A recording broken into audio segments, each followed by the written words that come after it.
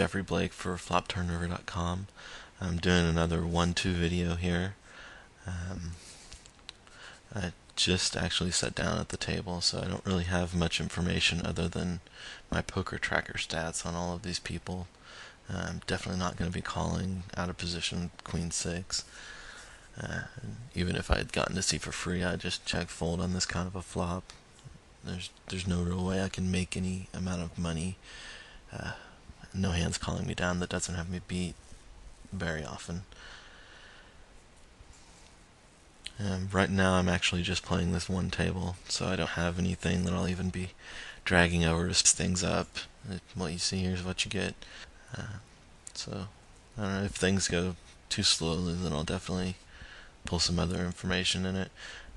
Ace 3, unknown opponents. There's no reward there.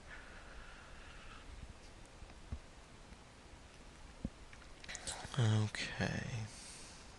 And again, flop comes, be horrible. Now, I will say, if I had had ace 3 suited, I probably would have gone ahead and completed there. The suitedness, while it doesn't actually increase the overall value of your hand that much, it increases the range of hands that you can hit and accurately do something. So when it's going to be cheap to play, I will actually include that as a reason to do things. I'll also use that as a reason to re-raise, and if I get into that discussion a bit, then I'll talk about those concepts, but it may or may not come up. 6-9 offsuit on the button. I'm just gonna fold here. Even if it's folded to me, I would have folded. You know, I don't know the table well enough. I've got a lot of hands on these guys, but most of that is just from data mining. I haven't actually played with. I've played with Finn Mackerel a bit. Actually, he's a fairly good tight aggressive opponent. So I'm just gonna play it straightforward for now. We'll see what his mood is like today. Jack 5 again. No reason to play it.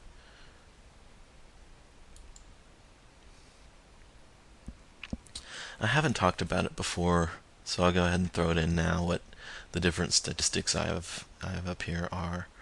I think kind of these four. Getting into another table here. Maybe I'll have some more hands to pull over. Pocket 4s, I will play this. Yeah, go ahead and raise it up.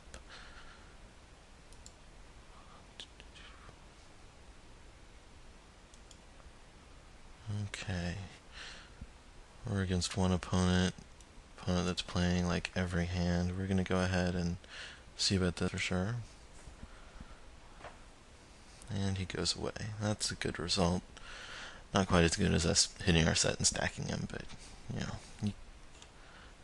Something I'll stress over and over: suited connectors out of position. The standard play is always going to be to fold them, and the reason for that is just that they lose so much value when you can't control the size of the pot. You want to be able to be in control, and playing them out of position, you know, you may get re-raised by someone with a big hand or that likes to re-raise a lot. That puts you in a difficult spot. And then after the flop, you don't have control, and it's just not a good spot to be in. So unless I'm trying to mix things up, I don't try to play them from that type of situation. Yeah, that's really, they both probably played that. No. Let's see, flush draw, he can't really think anything but the flush draw, and the straight draw is good.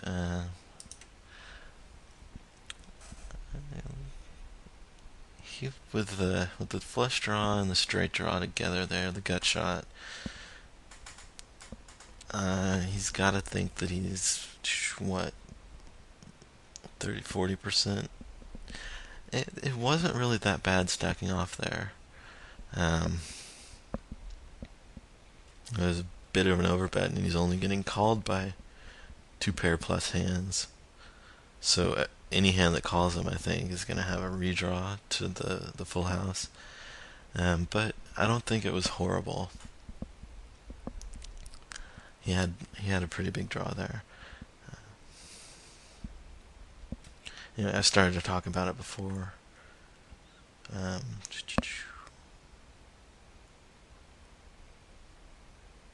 King 5, I'm going to fold.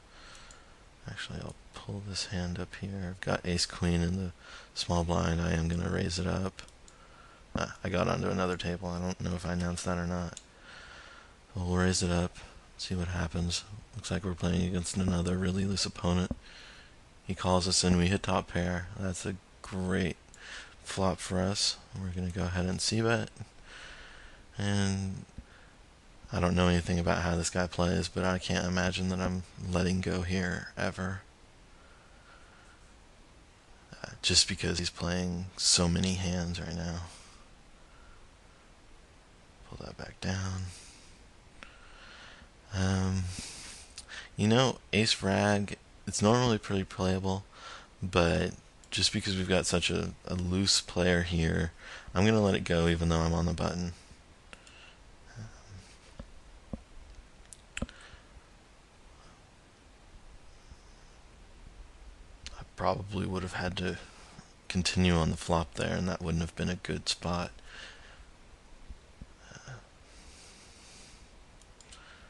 Given the Fimical called as well, it would have put me in a very, very ugly spot actually. Jack 7's an easy fold.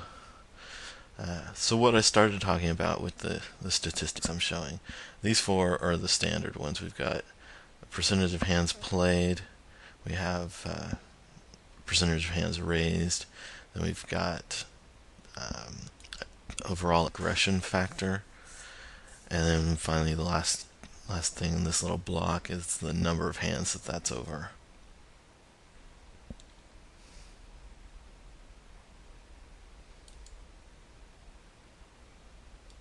So above it I have the percentage of flops seen. That's actually been a fairly useful statistic for me, I think.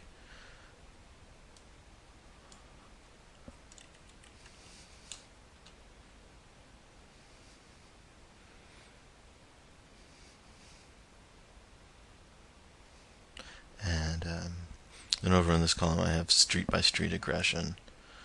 So the top statistic is how aggressive they are on the flop. We have on the turn, on the river, and the bottom stat is how the percentage of times that they're calling a pre-flop raise.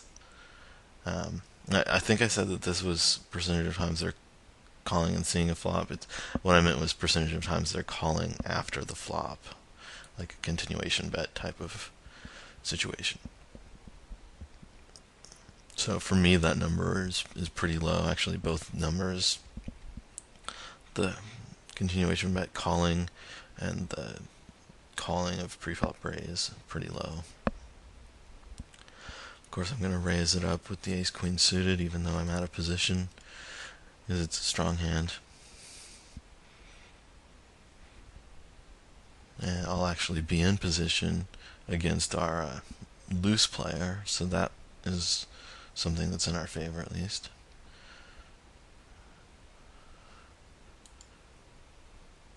Now actually with both of them in here, I'm going to do what I think of as a delayed continuation bet.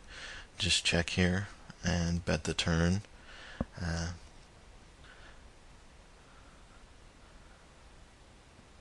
they check to me twice, that's a good thing, because it's hard for them to actually have a hand now.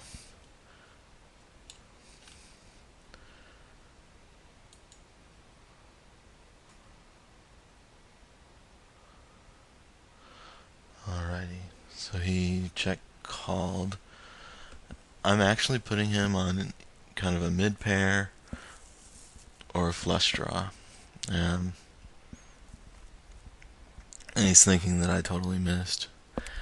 Given that he's right, I don't know that I'm going to be able to sell anything else. So I'm probably going to I'm just going to let it go here.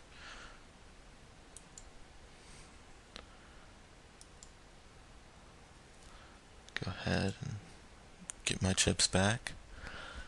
And the 10-5 we're going to just let go of.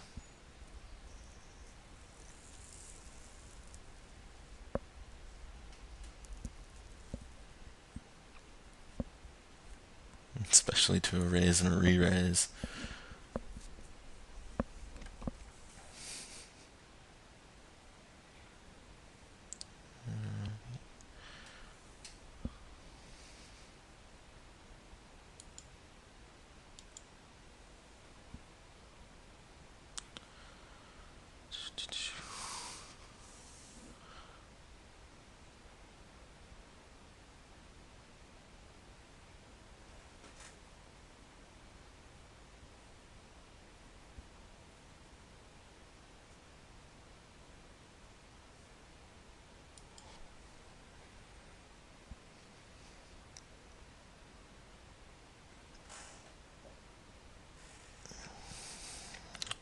Jack 7 suited. I don't think it's strong enough to play here from the small blind. Yeah, not gonna make a play with it. Something I've talked about, and if you probably haven't seen my other video, but if you have, something I talk about there just briefly, and I will say just because I think it bears mentioning, mostly because I find myself deviating from it far more than I really should. And that's a concept that really most of poker is just about playing well, not trying to get tricky, just trying to play for the situation you're in to the best of your ability. That can be picking off bluffs occasionally, but usually it's just, judging whether you have the best hand plus enough other equity, folding equity and whatnot, to continue in the hand. So making little plays like with the Jack 7 suited there are usually not going to be good spots because your hand's so weak that you just don't have the equity. Playing an Ace King suited, that usually is going to be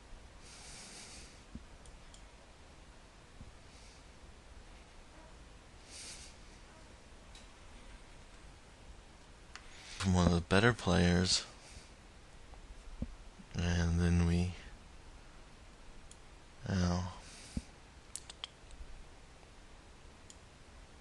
I'm actually just going to check here because I think he plays suited connectors there a lot.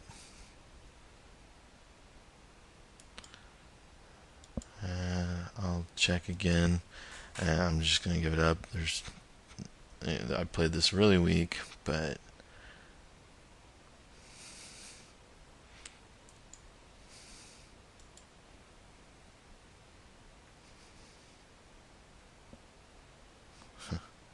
and he didn't have the flush either.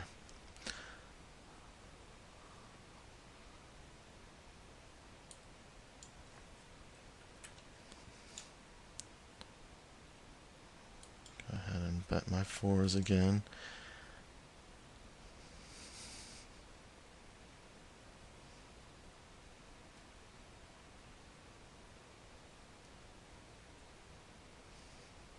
This is, of course, a very good result for us. I am going to go ahead and bet out, both because I think we might get some action and because I don't want to let someone draw out the flush for free.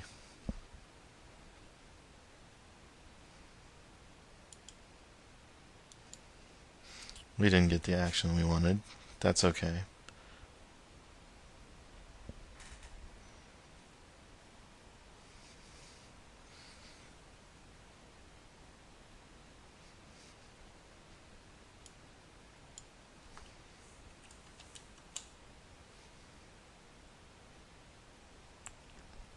Of course, we're definitely going to be folding to anything with the Jack 5 suited, but definitely that big a raise.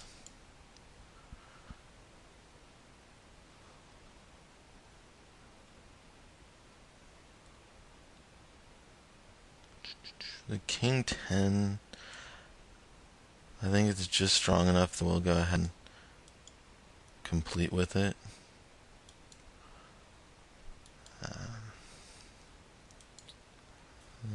Actually, that's a pretty iffy play, because I am going to be out of position.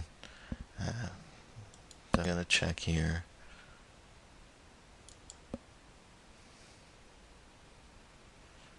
Should we get a bet? A fold. I'm folded in two. There's nothing that I can beat. There's no reason to keep going.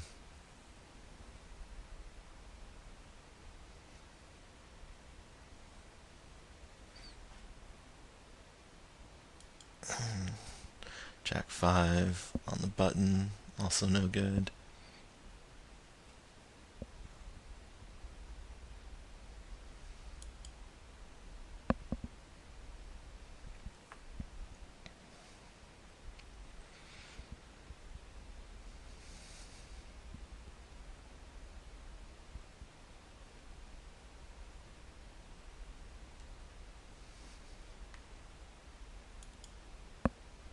For the 4-5, I could go ahead and make a raise with that, and actually, it probably would be a pretty decent place to raise, because the players that are left are some of the tighter players at the table. But I didn't. I think that either way you go on that play is pretty decent, because your hand isn't really very strong. You're mostly looking for them to lay down and for you to take the lead in the hand.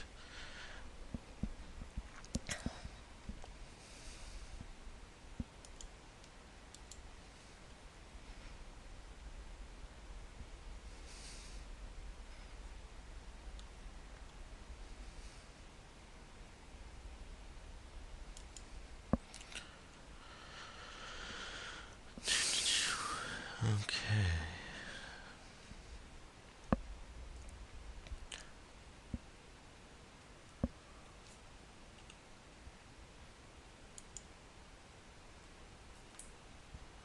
Let's see, we've got a bet, a call, and a re-raise. So far, I'm believing most of what we see from Pete up in the upper left there. I don't see any reason not to believe him, and that just confirms it. Set of 5s there. I guess he was worried about someone drawing out on him with an ace. Ace-8 under the gun. We're almost always getting action from these two players, and we really don't want it. I mean, we will be in position against them, but it's not worth playing from that position.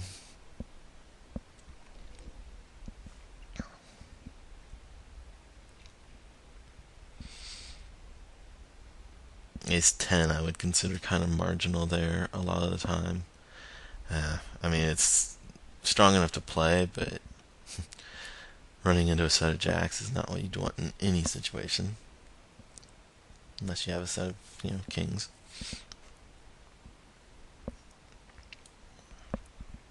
And we get to see the flop for free.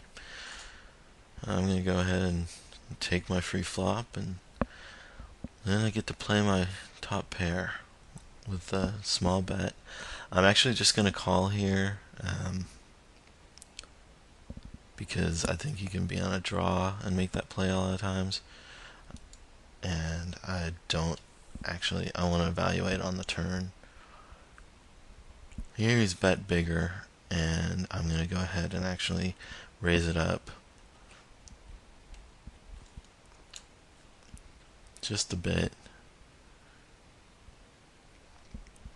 There, part of what I was looking for there was to not give him as good of odds to go ahead and play for his flush draw, and also to not build a big pot. I wanted to kind of see what Nice Big John was going to do. If he came along as well on the flop, then I don't want to be as involved. With the King 10 here, I'm letting it go for sure. But it's, not closing the action there was kind of a big thing. So I wanted to make sure that I could see what was happening. If it had been heads up, I probably would have gone ahead and raised with my top pair to gut down on his flush potential. But letting him see the turn, if I know we're heads up and I know he's on a flush draw, it's a minor mistake letting him see the turn. But it's a pretty big mistake here with the Jack 10. so many people in the pot. This is a good multi-way hand.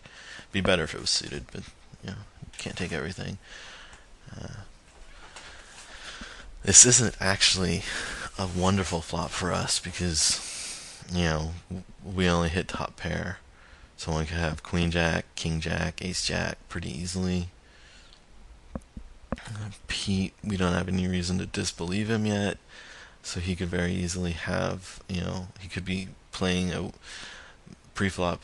He could be kind of playing weak with a pocket pair, or maybe he's trying to encourage action with an overpair. I don't think our hand's good here often enough, especially with the re-raise, to keep going. We were looking for a 2-pair or better flop because we can a lot of times make the money there. Again, would have run into a set.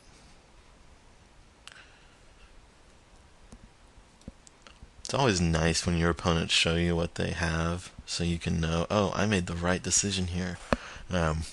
And that's one reason that you should never show, because you don't want your opponents to be any more confident in their play than they already are.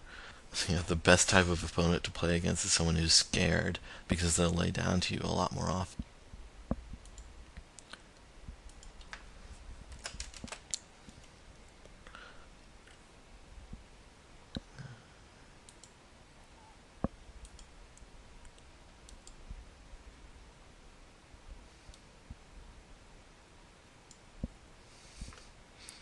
Again, Jack 5, early position. Not worth playing at all.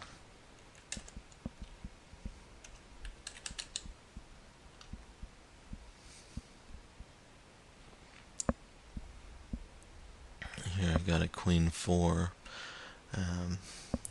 I'll let it go if anything happens to me. I'm happy to see a free flop again too. Alright, here we hit bottom pair, and we need a runner to make our draw. That's not quite enough, I don't think, to call this bet. Now, he's betting a lot here, I think, given what we saw previously. He's betting with any draw for sure, and any pair, and a lot of times with less than that even. But at the same time, even if he did just have, overcards to our 4s, he's going to be getting there very frequently, and we're never going to know if we're actually behind in the hand. 4-way with just top pair, this is kind of an ugly spot, but I'm going to go ahead and take a stab.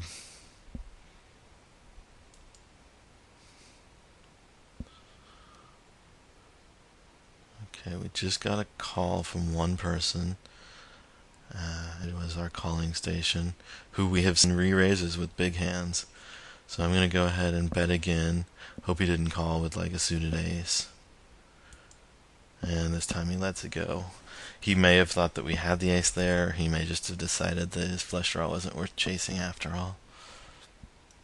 He may have had worse than that even. With the 9s on the button, I'm definitely raising it up.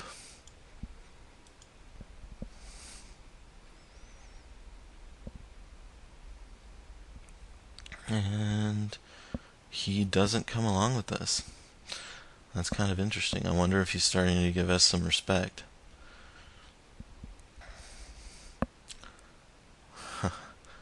And then he comes into a pot raising from under the gun. You could make a case for re-raising here. I could make that case, but I just don't like it, because I don't think when he has a hand that he thinks is strong enough to come in raising, I don't think he's letting go as often as I want him to, for that to be, positive expectation.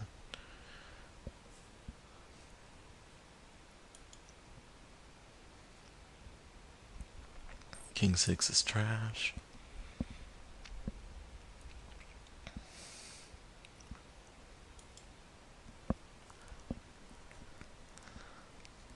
He is raising 15% of his hands. He's actually raising more often than we are. So it's very possible that what I said there is wrong.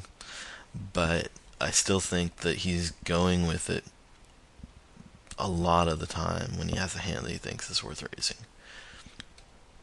We're going to hit 20 to 25% of the flops strong enough to go ahead and do something with it, with a draw and an overcard or two pair better. We're going to see bet more often than that, obviously, but I don't think that having what I'd say is like a 20 to 25% equity in the pot is enough to go ahead and keep going there. I'd rather just get rid of it pre-flop when I put him on a range that's going to play back at me most of the time.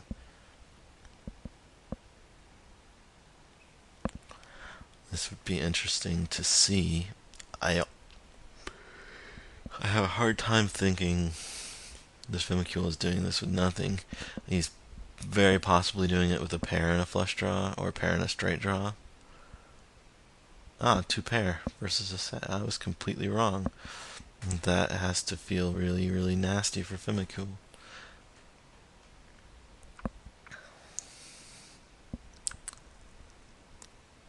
They actually both played that pretty well.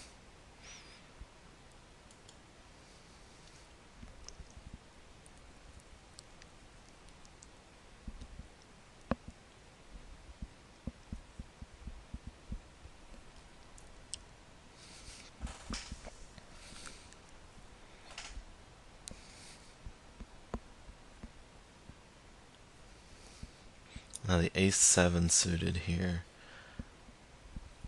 I think I will actually raise this up, because we've shown that we're not raising just...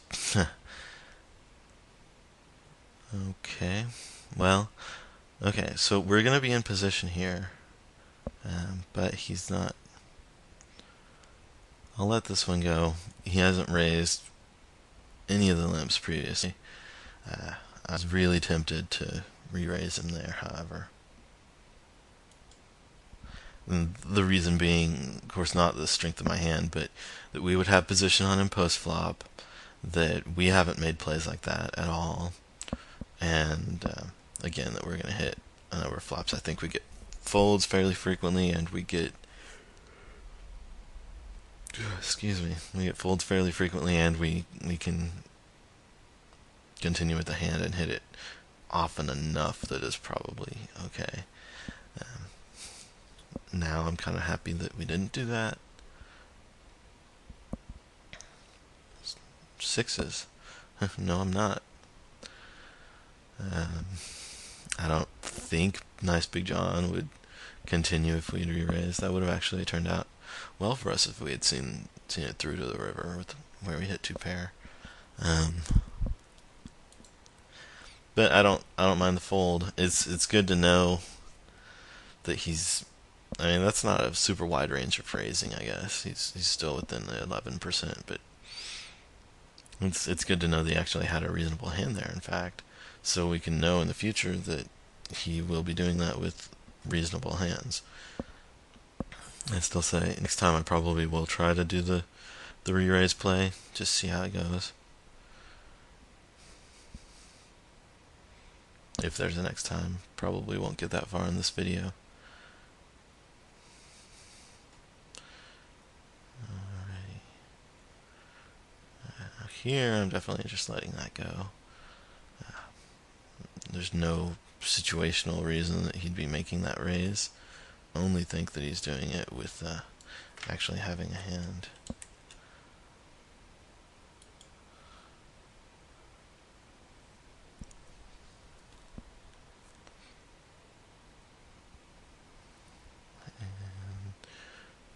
It's a slightly bigger bet than I would have expected from Fimmicule. I don't know if he thought someone had limped in.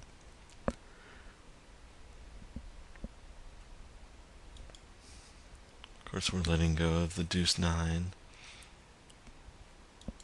I'm going to post the blinds one more time and finish that orbit, and then I'll be done with this video. I'll go ahead and pull up Poker Tracker Review. There was actually one hand that was really pretty interesting that I want to show you on a different table.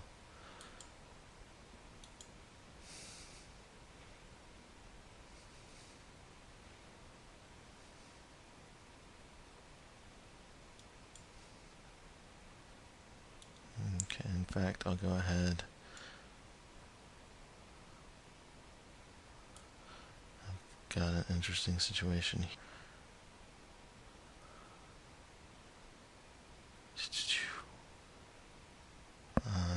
Here I'm calling with an ace-king suited and a 3-bet. Oh, and we just hit Yahtzee on the flop. I'm gonna check raise shove here. 100%. Okay. I'll just shove. Reason being, we have, the nut flush draw. We could have an overpair. We have the straight draw. And that sucks for us. There was no way to get away from that hand. The only concern I had I knew we were against someone with a reasonable hand, but I still thought our equity was huge. I'll go back and check that, in fact. I'm gonna raise the 5s here for sure.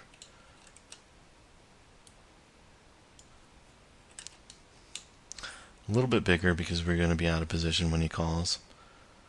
And he does it all. That's okay by us too.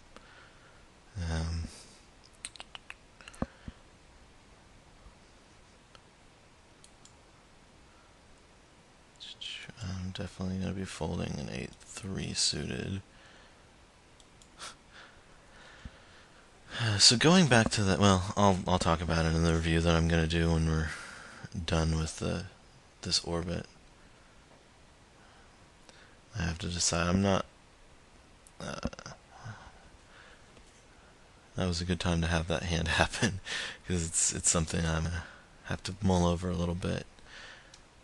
So it's good to have it at the end of the video. I can discuss my thinking on it just a little bit and show you how I'd go about evaluating the hand a bit. Looking at it initially, I thought that we probably have at least one overcard. A set was definitely possible, but I thought we could be in a very good spot too. Yeah, I knew that we had the flush outs. I knew that we had the straight out. So the only thing I could be concerned about was his redraw when he has a set. I think that he actually does have a set there a decent amount of the time. I think he can have kings there, or he can have a set. So we need to think about our equity against the set, and our equity is good in that we have 9 outs to hit the flush, and we've got another 3, so that's 12 outs, 2 times to hit a better hand. The problem being that a lot of that can give him not a lot, but a decent amount of those outs, or the other card that doesn't hit those outs can give him a better hand with a full house. And that's of course what happened. I think it's fairly close as to which way to go with it, and we'll look at some of the numbers now. Like I said, that's the last orbit I'm doing. I'm just going to go ahead and pull away from, I'll sit out. I may come back after the video.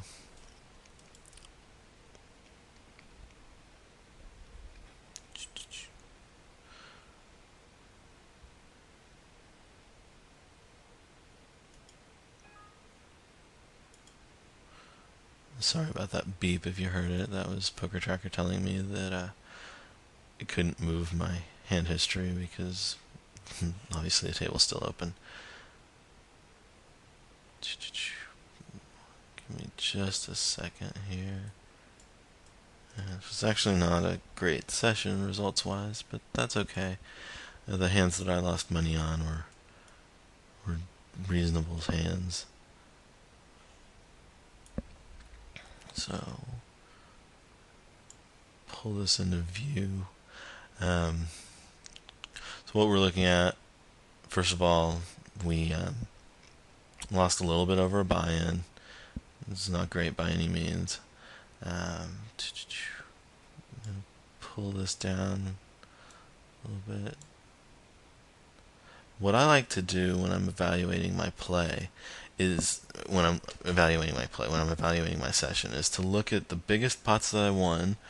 There weren't any big pots that I won, and then the biggest pots that I lost. And these are the three that I'll show you. You saw the ace queen hand. You didn't see. I don't think you saw the nines, and you did see the ace king as well.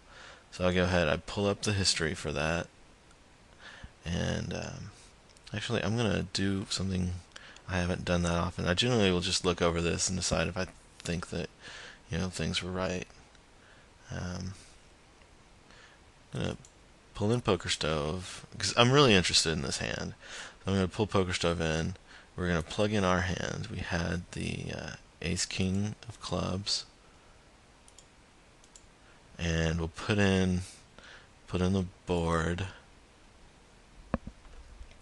And we're going to give the board, of course, had the queen of clubs, the jack of clubs, and, oh, I'm sorry, it was not the queen of clubs, it was the queen of spades, the jack of clubs, and the eight of clubs.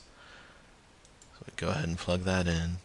And for player 2, his range, I think includes the aces, kings, I'm going to say queens and jacks. I'm going to go ahead and give him tens here for the hands that he could have, that he would play that way. He could also have ace king, and let's see. It's a little loose to give him ace queen. I think it would be reasonable here, but I also think he was a tighter player, so that removes it. But some history that you didn't get to see was that Simtastic was 3-betting me pre-flop a lot. So a good player probably does go ahead and play back with ace queen there. They might 4-bet even with it. I don't think that this guy thinks on that level, so I don't think that ace queen is in his range. So we're going to go ahead and give him this range. It's a pretty tight range. I think it's reasonable of even a tight player. And we're going to evaluate our equity. Okay, and we see that against that range, we're actually even a favorite. So what we can do then is actually go in and say, okay, well, he can have tens, but maybe not as often. So we'll remove some of those from some of the tens that we're just totally destroying. And I don't think we can really remove aces or kings, or really even ace king. I think any of the times he has those hands, he probably will go ahead pretty much the same way. We're just going to look at how removing most of the tens from his range affects things. And you see, our equity in the hand makes us a favorite against that range. Yeah, I don't think there's any way we can say we weren't in great shape there. Now, just for argument's sake, I'm going to say that he can never do that with anything but a set. Obviously, we're going to be a dog now, but I'm curious how big a dog. And here we're a 33% to obviously 67% dog. Going back and looking at the hand,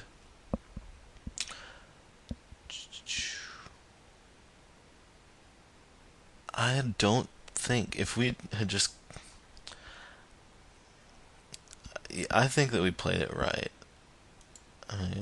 Show the replay of it.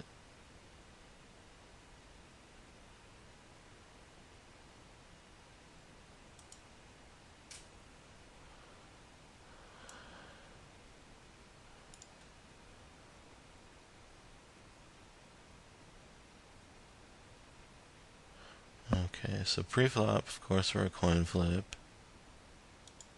And we'll go ahead and start it playing.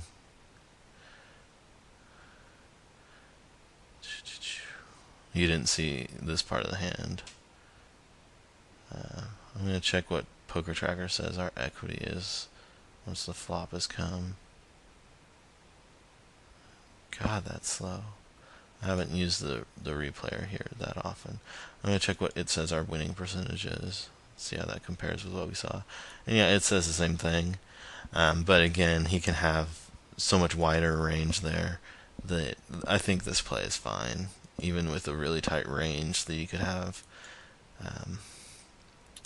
pre-flop and still play that way. That's good. Okay, so now I want to look at another hand. I'm not going to go through the same types of things here because it's not as complicated a decision. What had happened here, both Mr. Cold Hands and Simtastic were doing a lot of 3-betting against my position raises. So it was even to the point that with nines I thought that I was going to get enough respect when I called and could represent some things. So I went ahead and called with nines. I thought that I had a strong enough hand, I guess, against his range. He checks to me on the flop. The bad thing is that I didn't have enough experience with him to evaluate what that meant. From what happened, I'm taking it that he actually hit the flop pretty strongly, or at least with a pretty strong draw, that he felt like his equity would make worth playing that way. So, if I had it to do again, I would just check behind here because that's a pretty nasty flop for nines, obviously. When he checks, I take it to mean that he thinks I have the ace and he's worried about his hand, so I go ahead and bet. I think this is okay, especially given the amount of playback they had been giving me. I almost wish that I had been following that table instead of the one that you guys saw, because there's a lot more playing back. It was actually not a great table to be at. And the other hand, this one you did see, where I went ahead and tried to make a play with ace-queen suited when I missed the flop and ended up getting played back at and gave it up. I think that's fine too. So I'm happy with how I played the hands. Not particularly thrilled with the results, but that happens. That'll happen a lot, in fact. And that's going to sum up this video. Again, this is Jeffrey Blake for FlopTurnRiver.com.